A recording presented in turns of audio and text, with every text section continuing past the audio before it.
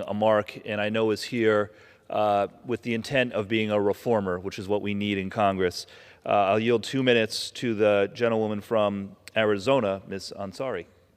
Thank you, Congressman Magaziner. I rise today in support of long overdue legislative measures to prevent members of Congress from trading stock. The original Stock Act, passed in 2012, bars a member of Congress, the president, the vice president, and high-level staff from engaging in insider trading or otherwise using non-public information for their own benefit. The bill also included important updates to financial transparency by requiring these high-ranking government officials to quickly disclose financial transactions to the public. In fact, it is because of this bill's provision that we know that members of both parties are still consistently able to use non-public information to benefit their own stock portfolios. Incidents like these break our trust with the American people, with our constituents. That's why I'm so proud to co-sponsor Congressman Magaziner's Trust in Congress Act. This bill would require members of Congress and their immediate family members to divest from individual stock holdings or place them into a qualified blind trust during their entire tenure in Congress.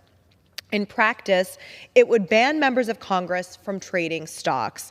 This is just common sense. Members of Congress should be prohibited from using non-public information for our own benefit. Polling has shown that nearly 86% of Americans support barring members of Congress from trading stocks. So this should be easy, this should be bipartisan. The Trust in Congress Act and bills like it would prevent corruption and restore trust in Congress.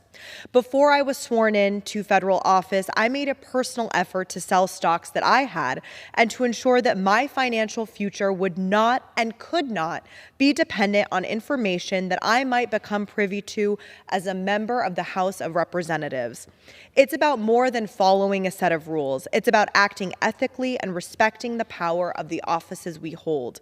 And in a time where the President of the United States is expected to accept a plane worth hundreds of millions of dollars from a foreign nation, respecting a moral code and setting a strong example could not be more important.